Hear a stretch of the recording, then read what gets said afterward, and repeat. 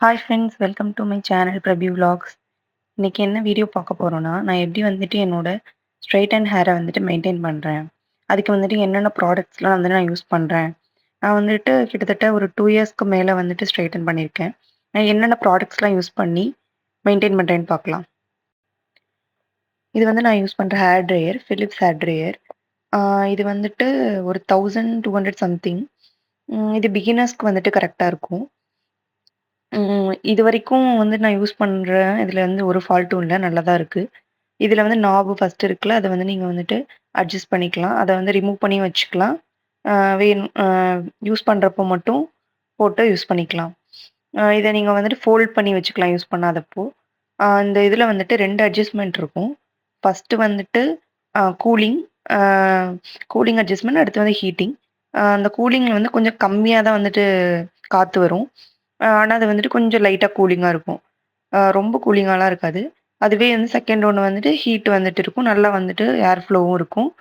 அம் இந்த hair dryer வந்து நமக்கு பிகினர்ஸ்க்கு யூஸ் பண்றதுக்கு வந்துட்டு கரெக்ட்டா இருக்கும். இந்த ஹேர் ட்ரையர் வந்து நான் நைக்கால தான் பர்ச்சேஸ் பண்ணேன். இதோட லிங்க் வேணும்னா சொல்லுங்க. நான் வந்துட்டு கீழ குடுக்குறேன்.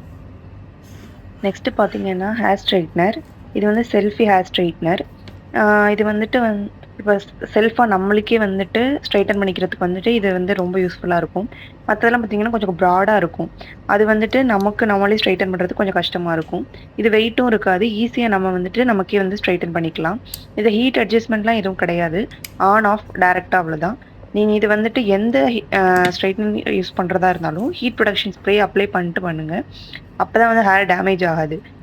நீங்க வந்து எந்த ஹேர் ஸ்ட்ரெய்ட்னர் யூஸ் பண்ணாலும் சரி, அதுக்கு வந்து ஹீட் ப்ரொடக்ஷன் ஸ்ப்ரே வந்து கண்டிப்பா யூஸ் பண்ணணும். அது வந்துட்டு கொஞ்சம் வந்துட்டு நம்ம ஹேர வந்து புரொடெக்ட் பண்ணும் ஹீட்லேருந்து. இல்லன்னா வந்து ஹேர் கண்டிப்பா டேமேஜ் ஆயிரும். நெக்ஸ்ட் பார்த்தீங்கன்னா, ஹேர் சீரம். நான் வந்துட்டு லாரியல் ஹேர் சீரம் தான் யூஸ் பண்றேன். இந்த பர்பிள் கலர். இத தான் வந்துட்டு எனக்கு சலூன்ல ரெக்கமெண்ட் பண்ணாங்க.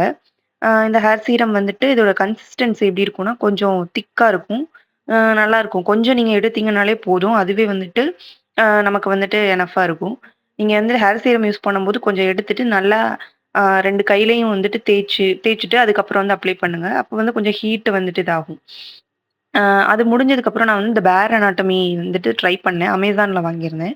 இது அந்த அளவுக்கு இருக்காது. ஓரளவுக்கு ஓகேவா இருக்கும். அடுத்து பார்த்தீங்கன்னா, அ ஷாம்பூ, லாரியல் ஷாம்பூ. ஃபர்ஸ்ட்டு வந்துட்டு நான் வந்துட்டு அதிலயே பர்பிள் கலர்ல உள்ள ஷாம்பூ யூஸ் பண்ணேன்.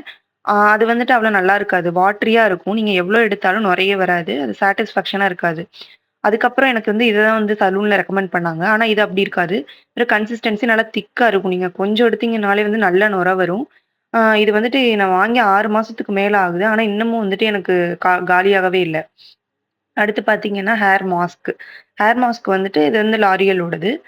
இதுதான் வந்து எனக்கு சலூன்ல ரெக்கமெண்ட் பண்ணாங்க. இதுவும் வந்துட்டு அந்த மாரி தான். நீங்க வந்துட்டு எப்படி இத அப்ளை பண்ணணும் அப்டின்னா, ஷாம்பு அப்ளை பண்ற மாரி பண்ணக்கூடாது. இத வந்துட்டு ரூட்லலாம் படக்கூடாது. இது வந்து கீழ உள்ள ஹேருக்கு மட்டும் தான் பண்ணணும்.